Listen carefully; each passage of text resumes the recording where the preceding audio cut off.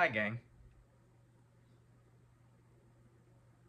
Uh, my name is Andrew Riccardi. You might know me from films such as The Godfather Part 6, Jaws Part 6 as well, and Lemony Snicket's uh, Lemon Meringue Pie, the film. Part 6, strangely enough. Great films. Anyway, this is a strange thing that I'm doing right now. I'm going to attempt to use social media in a way that I've never done before, which is intimately, just using it in a way to talk. I never liked social media, I'll be honest with you. I struggle as far as what my relationship with it is, but lately I've been going through some changes, I suppose you could say. I'm trying to figure out my next step, I guess, as a creative person. Got a lot going on, but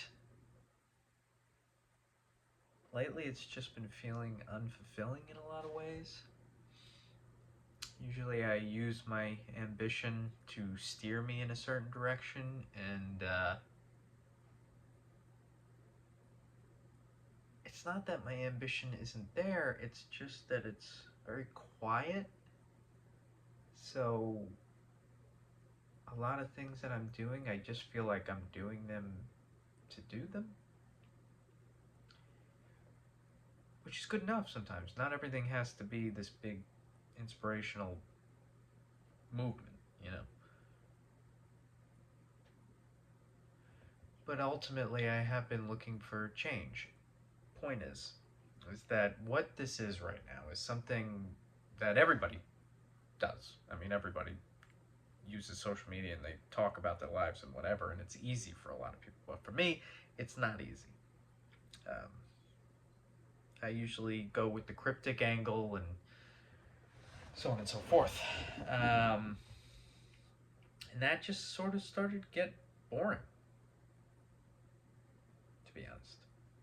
Can you see my eyes in the reflection? Mm.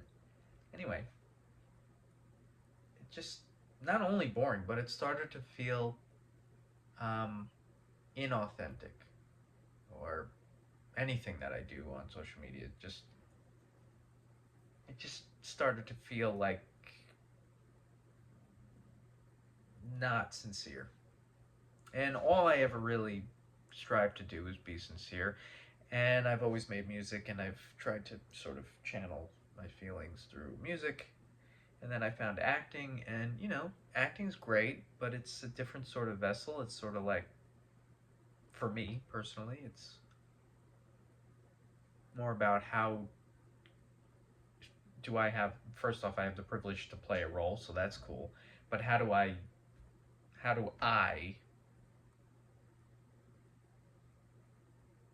utilize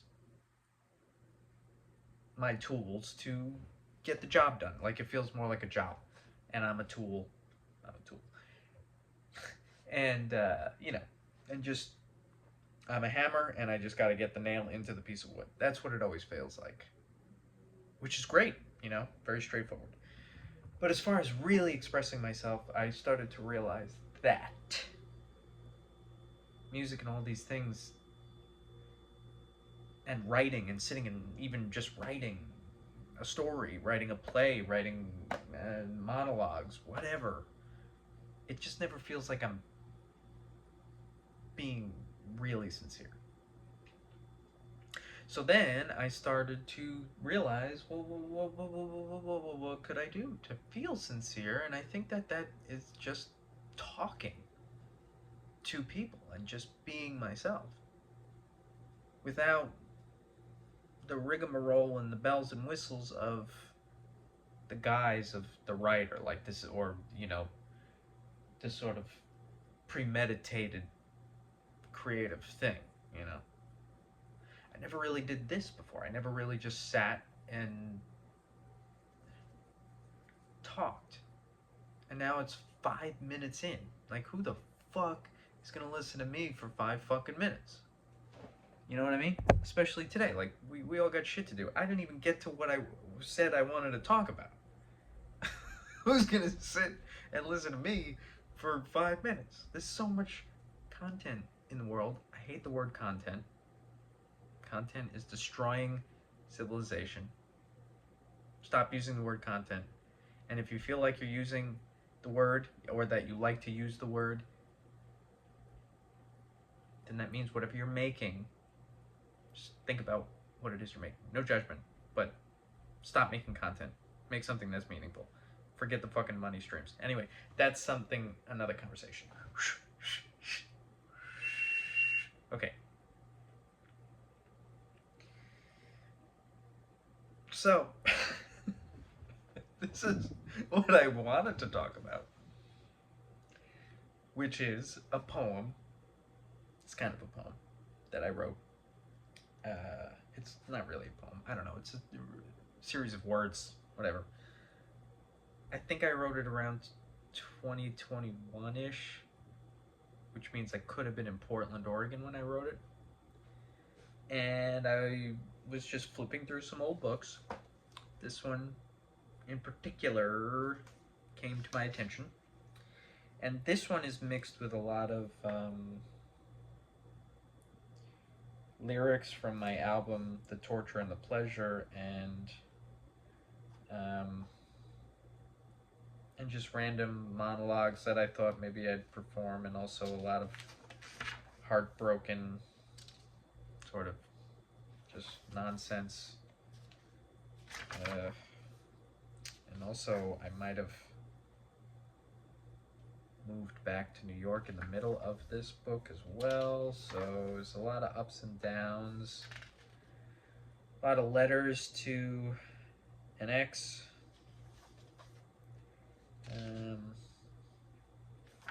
It's a mix. It's a mix of things. Anyway, oh, I lost the page. Did I really just lose the page? Yeah, I did. All right, well, give me a second here.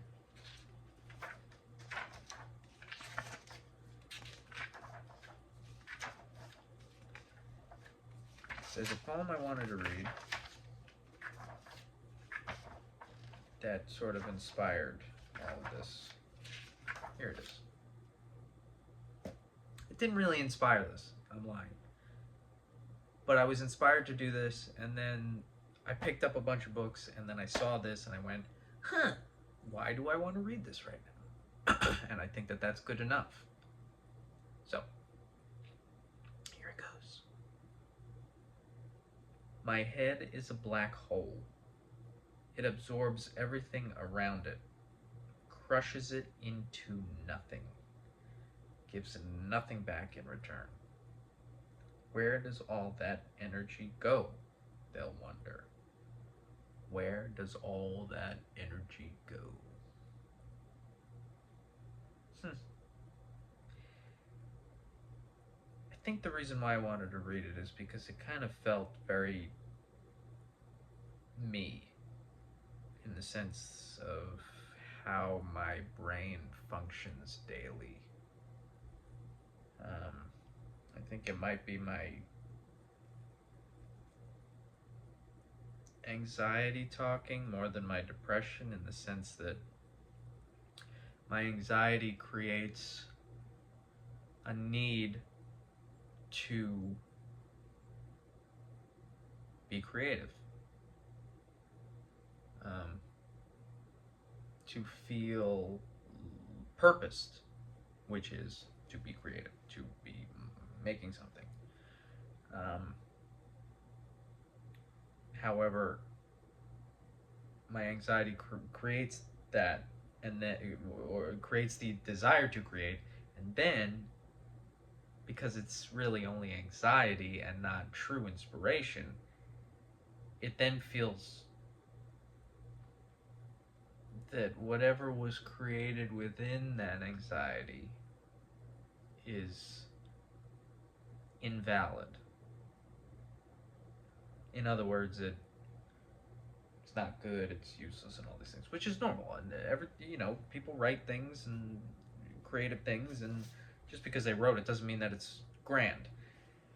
But I think what this is that it becomes beyond just the conversation of the creative writing something down. I think what this is about is that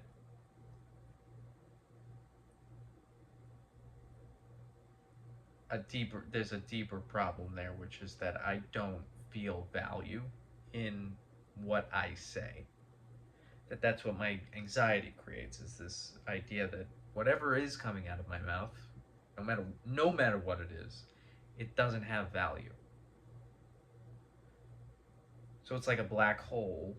Uh, the simile, not simile. The analogy I assume is that my head is like a black hole, and there's all these ideas, and there's life, and there's things, and there's energy, and all that's happening, and I absorb it, and I love it, and I enjoy it, because that's my purpose. My purpose is to absorb life around me.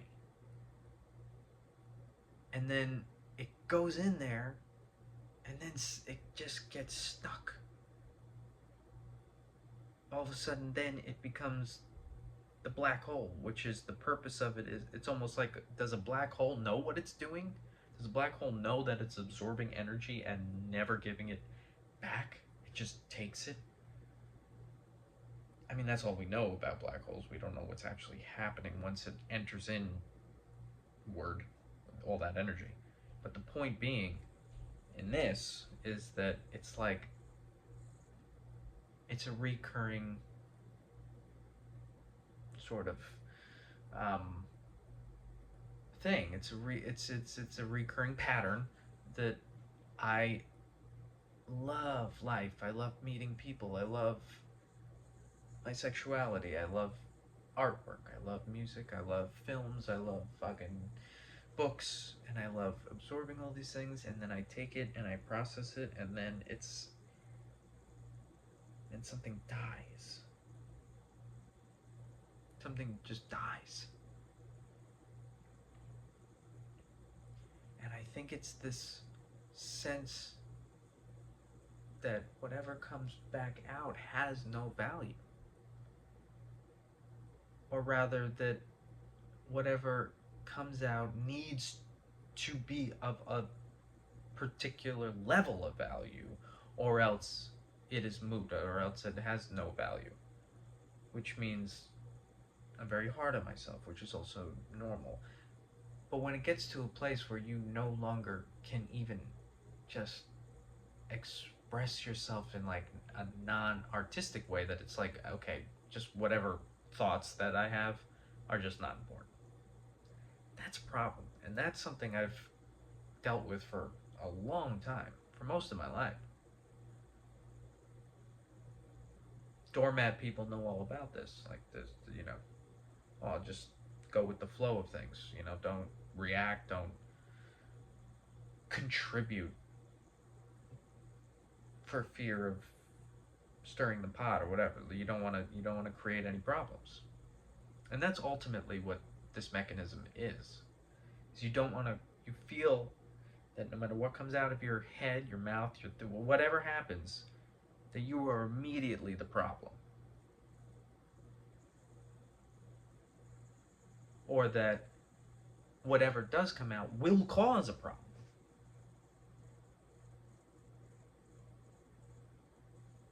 That's terrible. That's terrible to think that everything that comes out of your mouth will cause some sort of issue. That's a crazy, weird, learned issue. That's learned.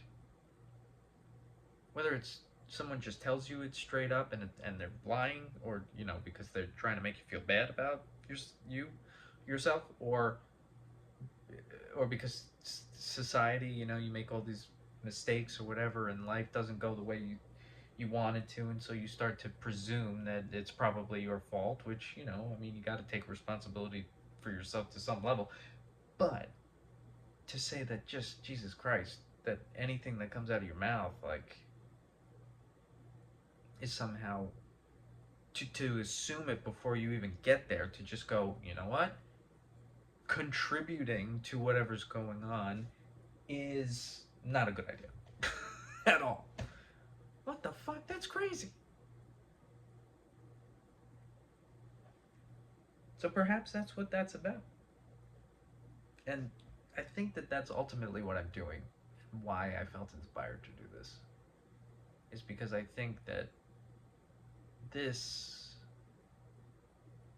is really tackling who I am and my walls and my pain and my struggles head on, because I'm talking about my feelings and giving value to them. And we're living in a different time. I mean, I'm old enough that when I started to get out in the world and as a creative person and try and figure out who I am, that I was handing out CDs and shit. And the point is that there was no social media or anything like that. So I'm at the age where I'm like, well, what the fuck is social media? I don't understand what the purpose of it is.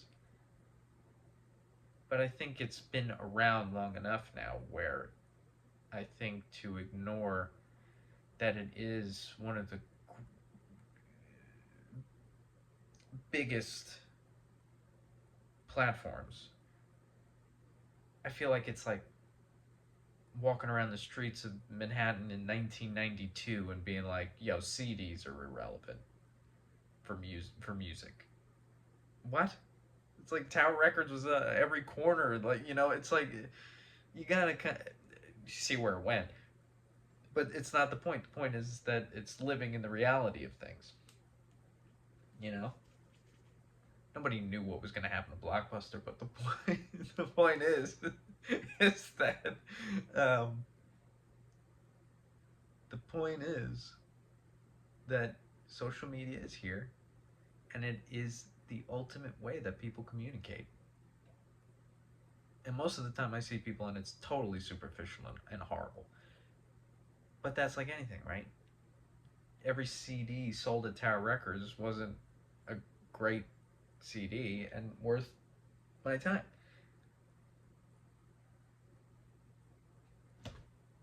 You just got to use. I think it's just arrogant. I'm starting to open the idea of like it being arrogant to not use social media when you got Dana Carvey and David Spade, who are successful people, sitting in front of their cameras like this talking to people because they want to entertain you. And I'm like, oh no, I got shit. I got better things to do. It's like nobody knows who the fuck I am. Nobody cares who the fuck I am. And that's not what this is for. This isn't because I'm trying to get attention. It's because I'm trying to express myself in a world that I don't understand. And I refuse at this point in my life to still be that black hole. I think. So if I can at least inspire somebody who might feel insecure about really speaking about themselves honestly and openly on social media or whatever, if I can help somebody do that, even if it's one person, go, wow, yeah, this is what I was feeling today. I don't want to post about that or whatever bullshit. I want to talk about this shit. All right, so then maybe that's what I'm doing. I don't know. But if you'd like to go on this adventure with me, I think this is what I'm going to try to do. Every day, I don't know, every other day, I don't know. I made my coffee and I forgot to drink from it, and now it's probably cold. I don't know, let me know. Was this interesting? I really don't know. Anyway, I think that's good for now. It's almost 20 minutes. I don't know. Bye. Thanks for your time.